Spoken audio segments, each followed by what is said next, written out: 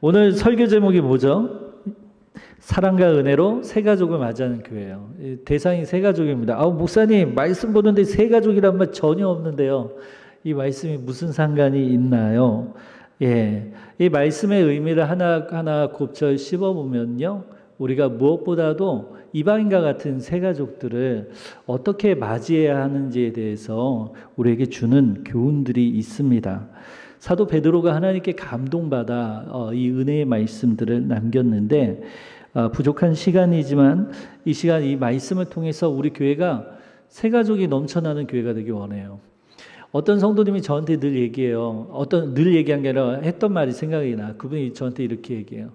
목사님, 새 가족만 성도가 아닙니다. 저희도 있으면 이런 말씀을 하시더라고요.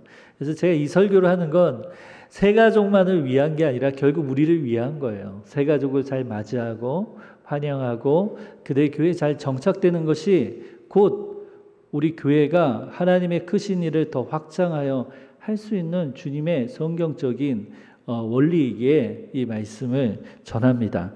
오늘 설교 제목 주제에 맞게 우리 서로를 보고 한번 먼저 인사하면 좋겠습니다. 우리 서로 좌우를 보며 환영합니다. 사랑합니다. 축복합니다. 막 머릿속에 오죠. 이 사람은 우리 대강교회에 등록한 지 얼마 됐고 이분은 얼마 됐고. 가만 들여다보면 사실 자부심이라는 게 있어요. 예를 들어서 이 교회가 시작되는데 대강교회가 시작되는데 내가 한 30년 봉사했다. 아니면 시작할 때부터 내가 원년 멤버다. 그럴 때 자부심이 있는 게 당연하고 많은 일들을 해온 게 당연하죠. 근데 그렇지 이제 못한 분들도 있죠. 얼마 되지 않고 온지 이제 몇 개월 안 됐거나 3년 정도 돼도 뭐예요? 기존 성도님들에게는 3년 돼도 그분은 새 가족 타이틀을 가지고 있어요. 생각할 때. 그러니까 그걸 탈피해야 되는 거예요. 그걸 탈피해야 됩니다. 3년 됐으면 새 가족입니까? 아니에요. 2년 됐으면 새 가족입니까? 아니에요. 그 말 뜻은 뭘까요? 반대로 생각하면. 우리 교회 온 지 이분이 3년 됐고 2년이나 됐지만 여전히 정착을 했다 안 했다? 정착을 하고 있는 모습으로 내 마음에 인지가 되어 있지 않은 거예요.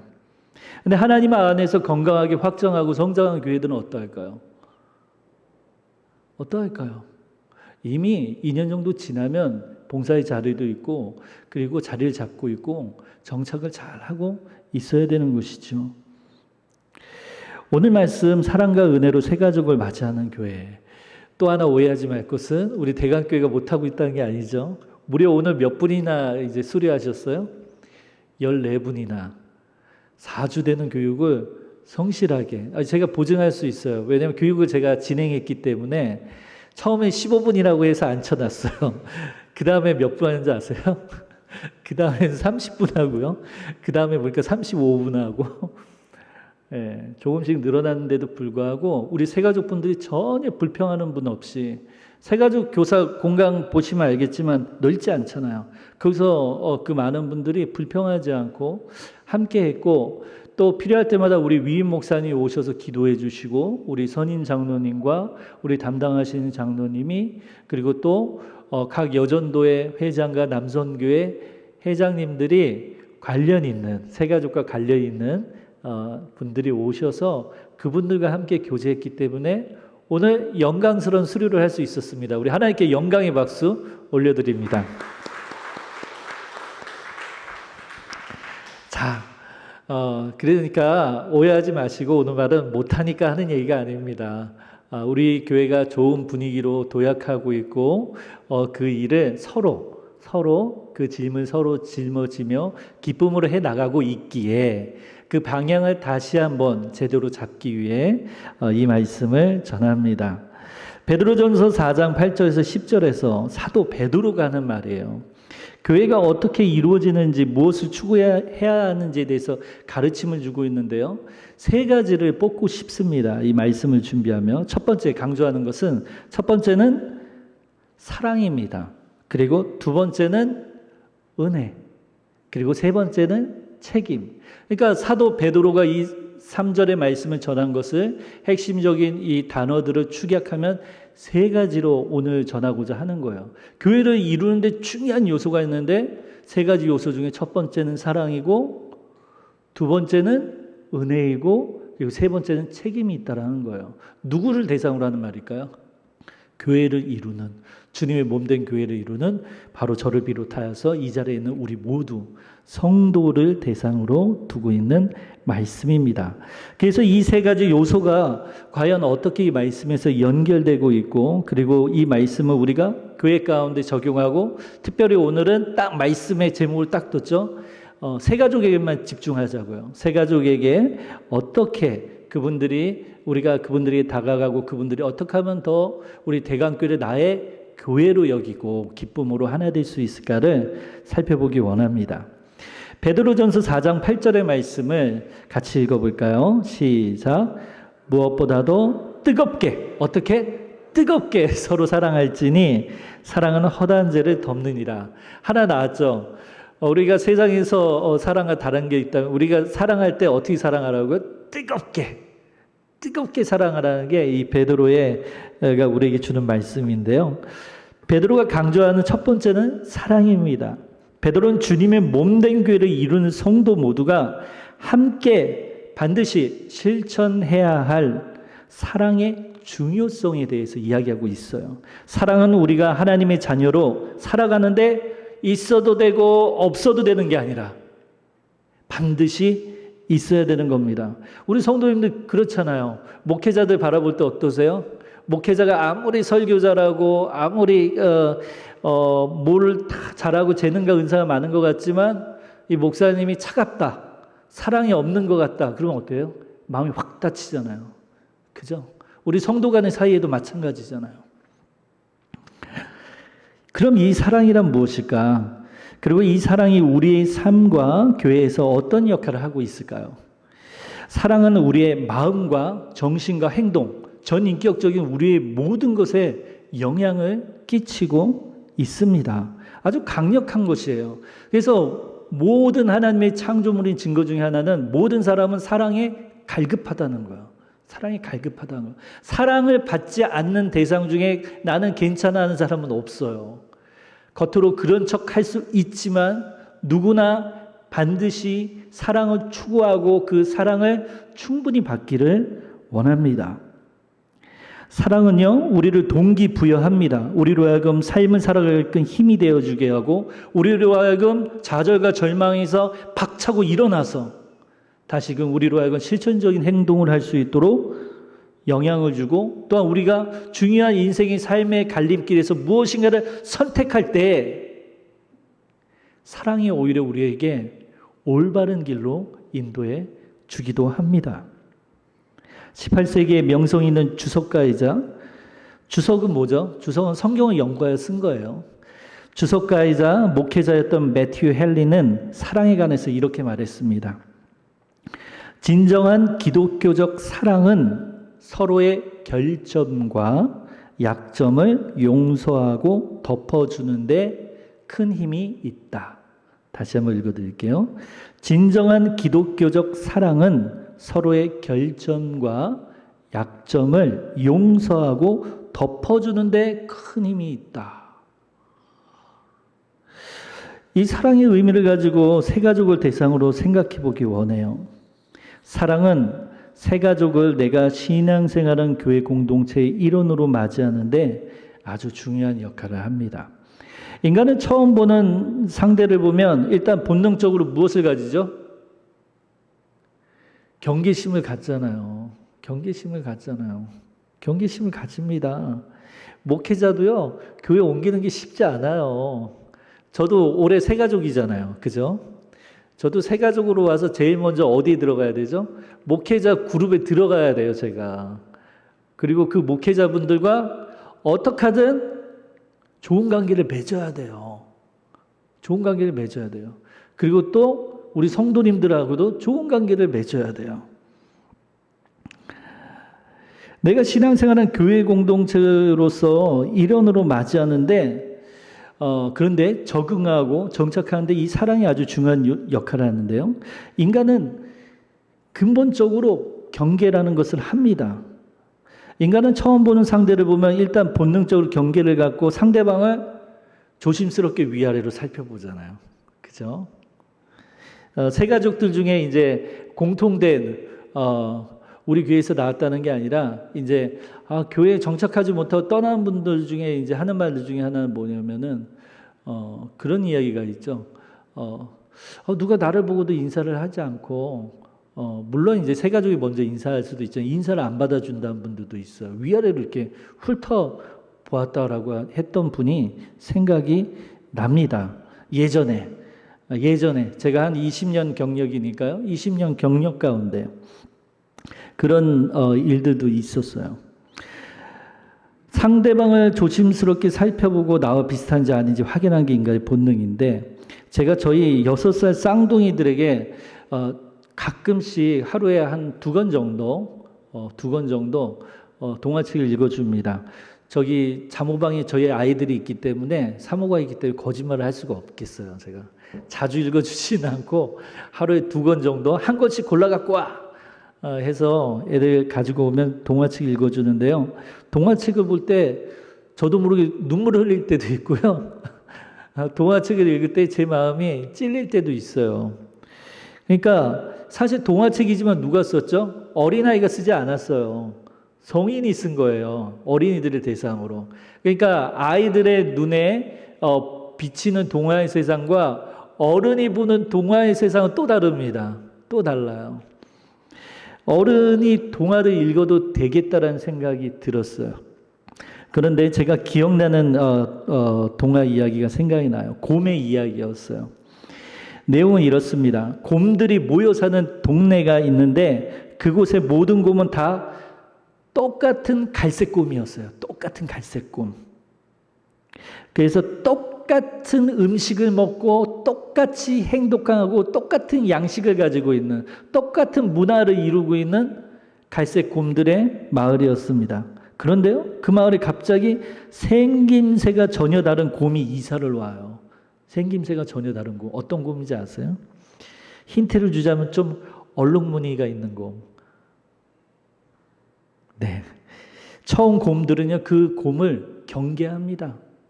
어린 곰들조차 경계해요. 생긴 모습도 다르고 덩치도 다르고 먹는 음식도 다른 곰을 이상하게 여기고 피하기 시작합니다. 결국 그 곰은 돌연변이가 아니라 말미에 팬더 곰인 것이 정체가 드러납니다. 그리고 갈색 곰들이 아하 하고 드디어 깨달음을 얻습니다. 아하, 틀린 게 아니라 나와 다를 뿐이었구나. 팬더 곰이기 때문에 우리와 같이 주식이 다르고 쟤는 대나무를 먹고 저렇게 행동하는구나. 생김새도 저렇구나. 그리고 자신들의 모습을 봤어요. 봤더니 똑같은 갈색 곰인지 알았더니 아니었던 거예요. 누구는 좀 더 진한 갈색, 누구는 좀 더 연한 갈색, 눈동자 색깔도 다르고 크기도 다르고 서로 다름을 알게 되었습니다. 아이들을 대상으로 쓴 책이지만 어른들에게 좋은 영감과 교육을 주는 이런 책이 있는데, 제가 이야기하고자 하는 것은 사람은 나와 다르면 인정하지 않고 배척하는 성향이 크다라는 것을, 그리고 그것을 교육을 통해 어렸을 때부터 극복하고자 하는 것이 인간이라는 것을 동화책에서부터 보게 되죠. 인간은 그렇게 하면 안 되라는 건 알지만 성인된 인간된 사회에서, 다 큰 성인들의 사회에서 그렇지 않은 걸 본 거예요. 동화 작가는. 그러니까 어린 아이들에서부터 교육하는 거예요. 그래서 아이들이 자라나서도 성인을 이루어서도 장년이 되어서도 서로가 틀린 게 아니라 다름을 인정하고 서로 하나 될 수 있도록 그런 생각을 가졌다라는 그 작가의 생각이 저에게 전해졌습니다. 세상은 이렇게 서로 다름을 틀림으로 바라보고 배척할 수 있지만 예수님을 믿음으로 고백하는 교회 공동체는 사회와 전혀 다릅니다. 십자가를 통한 예수 그리스도의 사랑이 교회를 이루는 모두에게 선한 영향을 미치는 곳이 바로 거룩한 교회이자 성도들의 모임입니다. 그러므로 성도인 우리는 새가족 중 특히나 초신자와 같이, 무시하는 말이 아니죠. 이 초신자란 말이. 초신자와 같이 이제 신앙생활을 시작하여 성경을 찾는 것도 잘하지 못하는, 성경이 66권인지도 모르고 시작이 창세기인 것도 모르고 구약의 마지막이 말라기인 것도 모르고 신약인지 구약인지 성경책을 이야기해도 구별하지 못하는, 그리고 찬송가도 익숙하지 못해서 제대로 찾지 못하거나 부르지 못하는 초신자들을 바라볼 때 그들을 이상하게 여겨선 안 됩니다. 그들을 무시해서도 안 됩니다. 우리가 오랫동안 사용해온 형제 자매라고 하는 이런 단어들과 같이 교회가 전통적으로 사용하고 교회 안에서의 단어들과 신학적인 용어들은 초신자들에게 어려울 수밖에 없습니다. 각 교회마다 또한 초신자만 있는 게 아니잖아요. 그죠? 신앙생활을 잘 하시다가 이사를 해서 우리 교회에 등록하게 되시는 분들도 있죠. 각 교회마다 전통이 비슷한 것 같지만 비슷하지 않아요. 부목사인 제 경험 20년 경력 가운데 교회를 한 5군데 정도 경험하면서 교회마다 다 비슷한 것 같지만 뚜렷이 다릅니다. 조금씩 다 달라요. 전통이 다르고. 그러므로 다른 교회에서 열심히 신앙생활을 하시고 새가족으로 오신 분들의 말들도 바로 잘라버리거나 그건 틀렸다고 하거나 그것을 수용하지 않으려 해도 안 됩니다. 물론 그분들이 먼저 존중이 필요하겠죠. 당연히 존중의 자세가. 진정한 사랑은 서로가 완전하지 않음을 알고 때론 실수를 할 수도 있다는 것을 인정하는 믿음의 공동체입니다. 그럼에도 불구하고 서로의 다름을 알고 서로 존중하며 끝까지 함께하는 것, 그것이 바로 교회입니다. 사랑이란 실로 우리의 다름을 인정하게 하고 연약함을 용서하게 하고 서로를 감싸며 서로에게서 배우려는 태도입니다.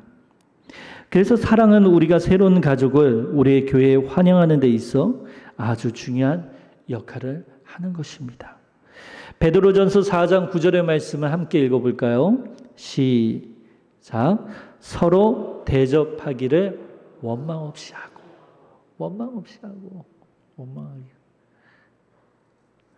원망하면 안 됩니다.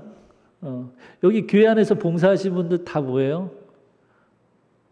기뻐서 하는 일이잖아요. 그래서 서로 실수할 수도 있어요. 부족할 수도 있어요. 서로에게 분을 내거나 원망하거나 화를 내서는 안 됩니다.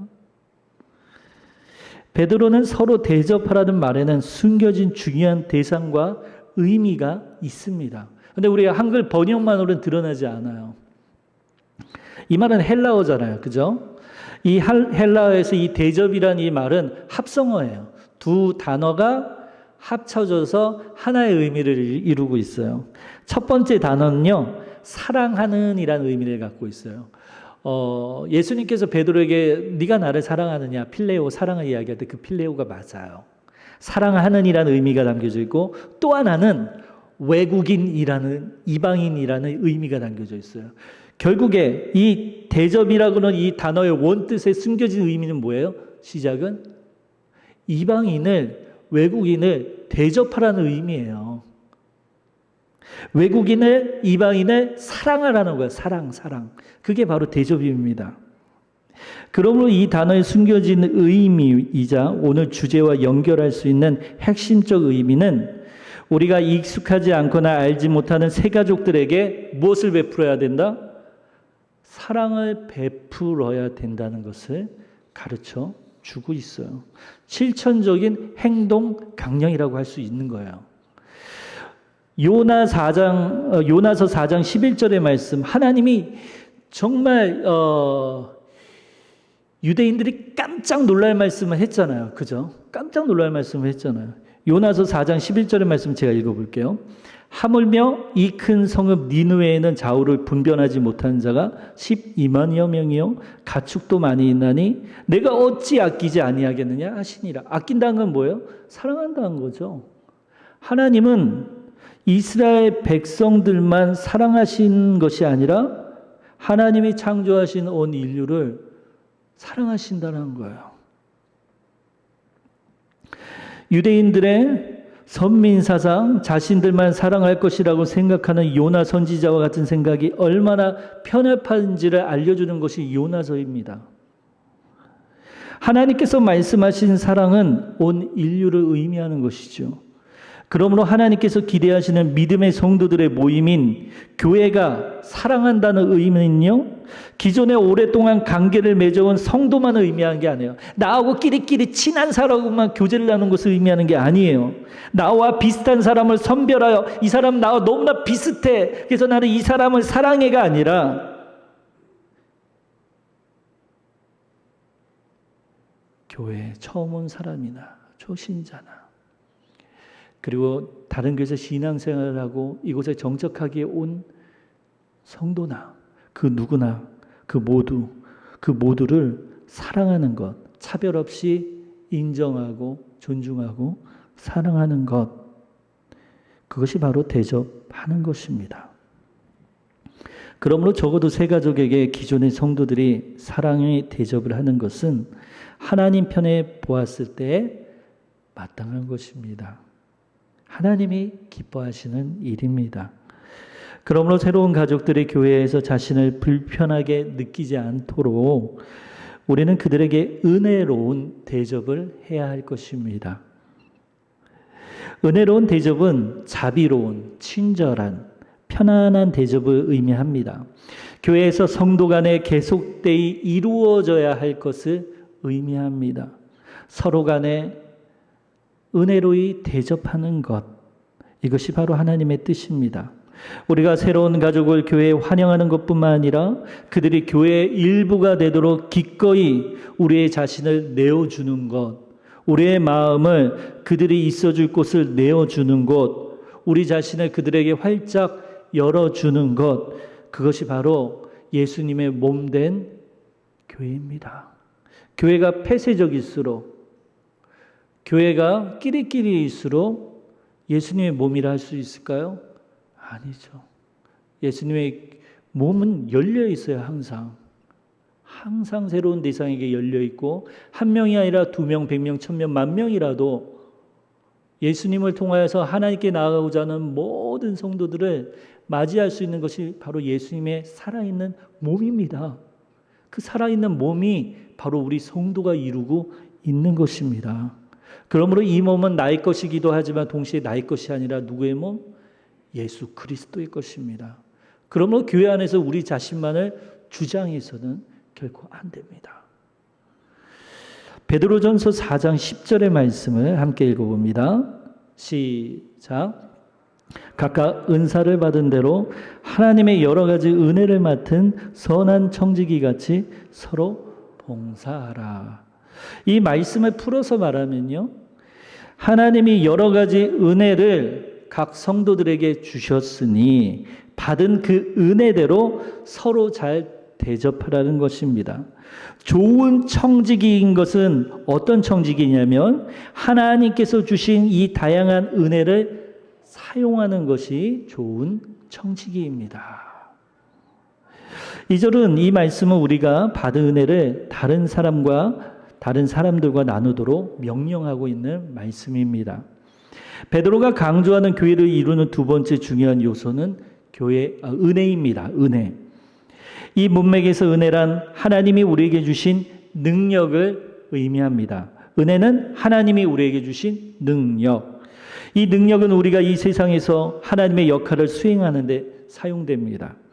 현대의 복음주의 목회자이자 주석가인 데이비드 구직의 주석에서 이에 대해서 이렇게 정의하고 있어요. 제가 한번 읽어볼게요. 하나님이 우리에게 주신 은혜는 우리 자신을 위한 것만은 아닙니다. 우리는 그것을 관리하는 청지기로서 다른 사람들과 나누어야 합니다. 다시 한번. 하나님이 우리에게 주신 은혜는 우리 자신을 위한 것만이 아닙니다. 우리는 그것을 관리하는 청지기로서 다른 사람들과 나누어야 합니다. 이 은혜를 나누는 것은 특히 새로운 가족이 대상이 될 수 있습니다. 그러므로 교회를 이룬 중요한 세 번째 요소는 청지기로서의 책임입니다. 이들이 교회의 일부가 되도록 돕는 것은 우리가 받은 은혜를 관리하는 청지기로서의 중요한 역할입니다. 교회의 일부가 되도록 그들을 돕는 것, 이것이 청지기로서의 사명이라는 것입니다. 이것을 교회 봉사에 적용하면 새가족들을 돌보고 관리하는 것을 새가족부에서 기본적으로 하는 일이지만 그것을 새가족부에만 맡기는 것이 아니라 일임하는 것이 아니라 책임을 돌리는 것이 아니라 교회에 그들에게 다가가 받은 은혜들을 나누고 친절히 그들과 친교하여 그들이 우리와 같이 새가족의 이 띠를 벗어던지고 우리와 같은 더 이상 새가족이라는 타이틀을 붙이지 않고 우리와 같이 마치 오랫동안 함께 신앙생활한 성도로서 하나가 되게끔 도와주는 그 사명을 새가족부에만 주어진 것이 아니라 우리 모든 성도에게 주어진 것입니다. 이것은 마치 전도부와 동일한 거예요. 오늘날 전도부를 통해 전도대가 있다 보니까 전도는 전도대에게만 하는 일이야 라고 인식하고 있는 성도는 거의 없죠. 하지만 보편적으로 뭐예요? 전도대에게만 일임하고 있죠. 그 책임을. 그리고 기존의 대부분의 성도님들은 전도하지 않고 있는 것이 현실이죠. 하지만 전도의 사명은 누구에게 주신 거예요? 모든 성도에게 예수님이 주셨듯이 마찬가지로 새가족을 잘 정착하고 사랑으로 은혜로 대접하고 그들을 청지기로서 은혜를 서로 나누는 대상으로 그들로 하여금 우리와 같은 성도로서 함께 동행할 수 있도록 돕는 일은 새가족뿐만의 일이 아니요 우리 모든 성도들이 기꺼이 마땅히 기쁨으로 감당해야 할 일입니다. 저는 오늘 참 아름다운 모습을 봤는데요. 우리 새가족 수료식 하면서 14분이나 수료하다 보니까 앞에 3-4줄이나 자리를 차지했는데도 불구하고 우리 성도님들 중에 한 분도 불평하는 분을 못 봤어요.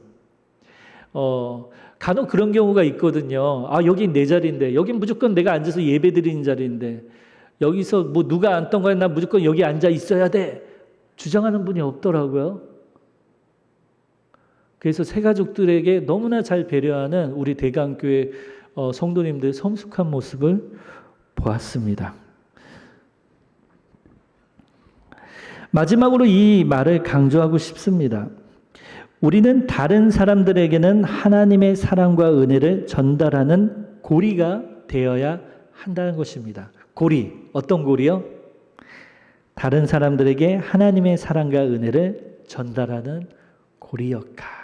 고리라는 생각을 한번 해보셨어요? 교회를 이룰 때 성도로서 내가 고리를 이룬다는 걸 한번 생각해 본 적 있으세요? 우리는 고리를 이루고 있습니다. 서로의 손을 붙잡고 끊어지지 않도록. 삼겹줄도 뭐예요? 서로 끊어지지 않도록 사랑으로 붙들고 있는 모습이에요. 끊어지지 않도록 서로를 붙잡아주고 끌어주고 누군가 그 줄을 놓으려고 하면 다시금 잡을 수 있도록 도와주고 포기하려고 할 때마다 옆에 가서 격려하고 하나님의 은혜의 말씀을 함께 나누고 경험을 함께 나누며 그것을 통해서 주님이 오실 때까지 한 가족을 이루는 것, 이것이 바로 교회의 사명이자 하나님이 주신 우리에게 주신 중요한 우리가 은혜를 받는 은혜의 방편입니다. 이것이 가능한 이유는 사랑과 은혜가 단순히 개념이 아니라 우리 삶에서의 행동과 태도에서 나타나기 때문입니다. 베드로전서 4장 10절에서 언급된 청지기 역할은 이러한 사랑과 은혜를 실천적으로 나타나는데 중요한 교훈을 오늘 우리에게 주고 있는 것입니다. 로마서 12장 13절의 말씀을 기억하기 원합니다. 제가 읽어볼까요? 성도들의 쓸 것을 공급하며 손 대접하기를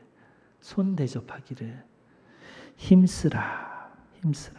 우리가 그리스도인으로서 하나님의 가족에 속하는 사람들을 적극적으로 대접하고 은혜를 베풀어야 함을 오늘 이 말씀을 그냥 말씀이었지로 끝나는 것이 아니라 꼭 실천적으로 우리 가운데 적용하며 많은 분들이 우리 대강교회 왔을 때 한 분도 낙오하는 분 없이 100%, 100%까지는 안 되더라도 90% 이상, 99%잘 대강교회 교인으로서 주님이 오신 그날까지 함께 섬기는데 바로 여러분들이, 바로 제가 도움이 될 수 있기를, 하나님 나라에 도움이 되는 일꾼이 되기를 축복합니다. 기도하겠습니다. 사랑이 많으신 하나님 아버지, 오늘 사랑과 은혜로 새 가족을 맞이하는 교회에 관하여서 말씀을 함께 나누었습니다. 하나님 아버지, 이 말씀을 통하여서 우리 성도님들이 너무나 잘하고 있는 이 일들을 지치지 않고 할 수 있도록 도와주시고, 우리 전도를 통하여서 정말 많은 새 가족들이 우리 앞으로도 계속 등록하며, 그리고 등록된 새 가족에게 우리 성도님들이 따뜻한 눈길로 또한 사랑의 마음으로 손 대접하기를 힘쓰는 은혜로운 대접을 통하여서 청지기의 역할을 담당하는 우리 모든 성도님들이 되어지기를 축복합니다. 하나님, 우리 교회와 함께 하사 성령님을 통하여서 하나님의 인도하심 가운데 하나님 아버지 영적인 질서가 위임 목사님에서부터 아래 이르기까지 건강하게 흐르게 하여 주셔서 하나님 아버지, 정말 이 지역에 칭찬받는 교회, 하나님께 인정받는 교회가 되게 하여 주옵소서.